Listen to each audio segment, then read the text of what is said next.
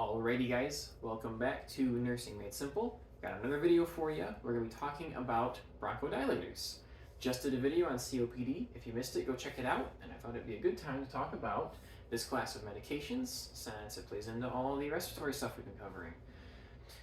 With that said, bronchodilators have a couple different classes. There's not just one type of med in there. We actually have three that we're going to talk about.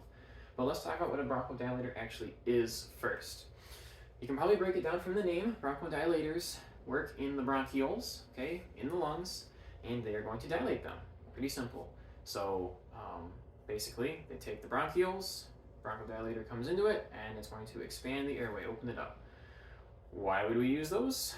Basically, it's for any kind of patient that has an obstructive problem in the airway. So anyone that is having difficulty breathing, anyone whose airways are constricted, such as in COPD or asthma, would benefit from a bronchodilator. Those are two of the main reasons we would use them is in COPD and asthma. You could also see them used as breathing treatments for someone who might have some sort of physical obstruction in the airway, such as a tumor or a mass. But mostly you're going to see it in those COPD patients, and then your rescue inhalers for asthmatics will be your bronchodilators. So let's talk about those different classes. We have three of them up on the board here. We're really going to focus in on two of them. The third one, there's not as much that you'll need to know about. So, first up, beta-2 agonists, all right? Kind of similar to those beta-1 agonists that you've probably heard a little bit about, but these are beta-2, so it blocks a different receptor. Basically, they're going to work inside the lungs to open up the smooth muscle and relax it, to open those bronchioles up. Better airway movement, more space for air to actually flow. Always good for the lungs, right? We don't want constricted airways. That's what causes the problems to begin with. So these beta-2 agonists, I have a couple of them on the board here. These are not an exhaustive list by any means, but the main one that you're going to see is this albuterol. You'll see this all the time in the hospital. This is what your rescue inhalers for asthmatics are. These are your short-acting breathing treatments for COPD patients. It's the most common one that we give for sure. A couple other ones that I have up here, formoterol and salmeterol. I don't know if you notice the pattern there. These beta-2 agonists tend to end in terol, albuterol. All right, we have a short-acting and two long-actings up there. Mostly, you're just going to want to try to identify that keyword at the end there, the terol, T-E-R-O-L. Okay, that's going to clue you in when you see it on your exams that we're talking about bronchodilators, specifically the beta agonists, and hopefully you'll be able to remember that as you see it on your exams. Nursing care for these. Basically, it's going to be pretty straightforward, okay? We're not going to typically be the ones giving the meds because they're given via inhalers and nebulizers. So these are your respiratory therapists will come in and give the breathing treatments as needed.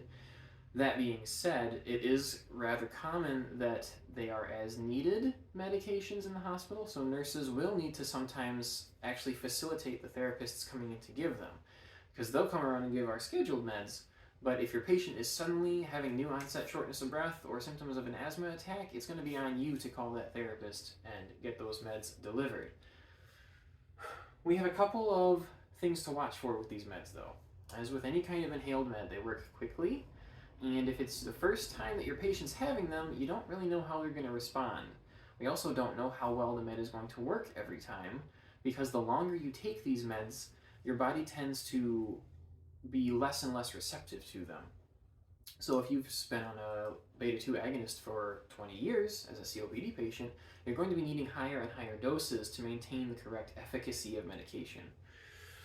First up, we're going to be worried about hypersensitivity to these medications. Again, this is not for your person who's been on them for 20 years, it's for your new COPD diagnosis patients. The first time that they might be taking a beta-2 agonist or this bronchodilator, we would be concerned that they might not respond very well to it.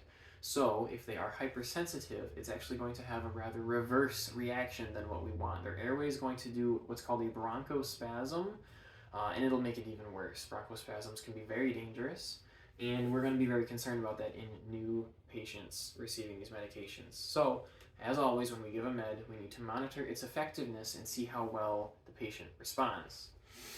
We're also concerned about changes in blood pressure. If you watched my COPD video, we talked a little bit briefly about how the increased pressure of COPD tends to lead to pulmonary hypertension. With that pulmonary hypertension, it's mostly because of the increased pressure and the presence of CO2 in the lungs that vasoconstricts the vessels and increases the thoracic pressure inside the chest cavity.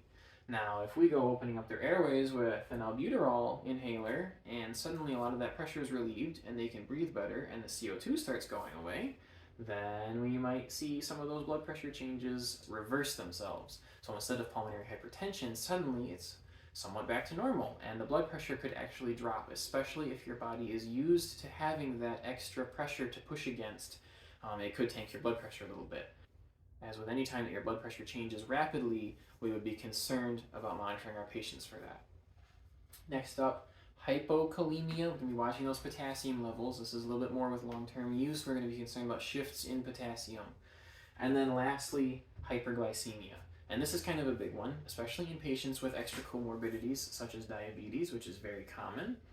If your patient's receiving a bronchodilator and a beta-2 agonist, and you're concerned about their blood sugar on top of diabetes, we typically also give these medications along with corticosteroids, which I'm sure we have learned by now increase your blood sugar. If we have the corticosteroids increasing the blood sugar and the beta-2 agonist increasing the blood sugar, and let's just say that we also have diabetes in there messing with our blood sugars, we definitely want to be monitoring those patients for very high sugars, because those higher sugars will decrease their healing time and they will increase their risk of infections. Throw that on top of a respiratory illness, and now we've got an even worse condition for the patient. And blood sugars in general, we want them in the normal range just because it is very bad for your patient. There are many things that can be affected by those higher blood sugars. So, as a nurse, if you're seeing all of these medications thrown on top of your patients, we should definitely be seeing some glucometer checks ordered as well, and you may need to actually contact a physician to facilitate that for your patient to make sure that we can keep their sugars under control. That pretty much covers our beta-2 agonists. Let's jump over here to our anticholinergics, or muscarinic.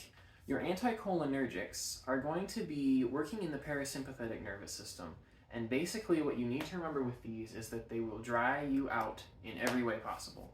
Your parasympathetic nervous system helps with secretions, eyes, nose, mouth, all your mucous membranes, urinary retention and whatnot. And when you block those receptors, everything dries out. Your patients will have dry eyes, they will have dry mouths, they will have urinary retention, they could even have delirium, oddly enough, and we'll talk about that a little bit more in a minute because that's a big nursing concern. These guys over here, I listed two of them, ipratropium bromide and tiotropium bromide. You can kind of notice those also have a very distinctive name to them, okay? They end in tropium, bromide.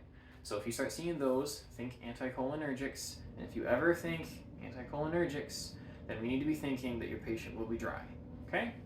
That plays a big role into the nursing concerns for these because patients don't like taking meds that give them nasty side effects. So education is a big part of this. As a nurse, you want to educate your patient on everything you can to help them alleviate some of these symptoms so that they'll actually take their medications. Because if they're not going to take the medications, then they need to be working on getting something else that will work for them and not just ignoring the symptoms of their disease processes and letting them run amok. Right? Because once they stop taking those meds completely, they're going to start having problems, especially in COPD and asthma, which can both lead to life-threatening exacerbations. So with those dry mouths, we can encourage fluid. We can help them swab their mouths with mouth moisturizers. Making sure they stay hydrated is really the big one there. With the dry eyes, we may need to get our doctors to order them some saline eye drops. They have unmedicated eye drops for patients with dry eye problems. We can give them in the hospital. They may need to take them at home. It's a bother, but it fixes that symptom so that they may actually be more compliant to take the med, which is what we really need to be concerned about on the nursing side of things. With the urinary retention, we just need to make sure that we're monitoring those patients. That's a more of a concern for in the hospital because that's when we'll most likely catch it. Hopefully we don't have that problem when we send them home or we haven't done our jobs. So with that urinary retention, if we're not monitoring our eyes and nose, there's no way for us to know if they're retaining. So we need to measure the intake and the output of the patient. We need to be watching if their intake's not matching their output. Maybe we need to do some bladder scans and see if they're holding on to all that urine, because it's got to be sitting somewhere if it's not coming out. And then if they are retaining, we need to maybe encourage them to do some scheduled voiding. They may need to do some straight cathing on these patients, or they may need a temporary Foley catheter. And there are some medications that the doctors can prescribe to help them actually pass that urine, like Flomax is one that we give a lot in the hospital. And finally, this delirium. side effect. We need to be watching our patient's mental status always, especially in more acutely ill patients in your ICU settings. We are concerned about delirium anyways. Throw these meds on top of it, now we've got a double concern. We need to be watching for that because delirium puts your patient at a huge risk for falls and decreased positive outcomes. So as a nurse, this is one of your jobs, to be watching that mental status and make sure that you're doing everything you can for your patient to stave off that ICU-related delirium, especially when they're taking meds that will increase their risk. I mentioned there were 3 classes of these drugs. The last one I have down here in the corner all by himself. This is theophylline, okay? You will see this occasionally in the hospital.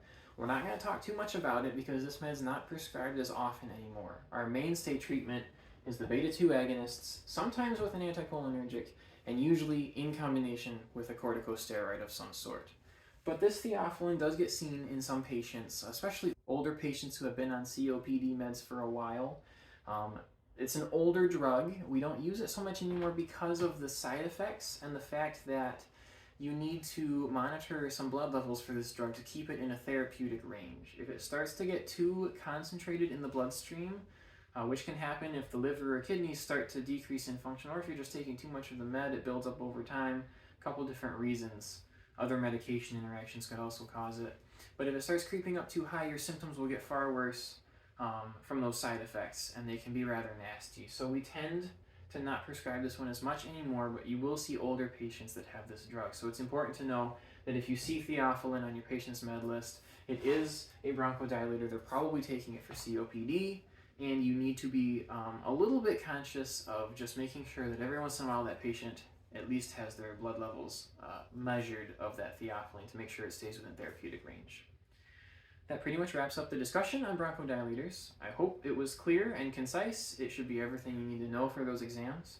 If you have further questions, hit me up in the comments. I'll try to answer them. If you have any content that you would like to see me put forward, put out there in videos, questions you might have on certain topics, I would love to hear about it. Throw it in the comments there and I will add it to my list of things to work on. If you liked the video, please like and subscribe because that does help a lot.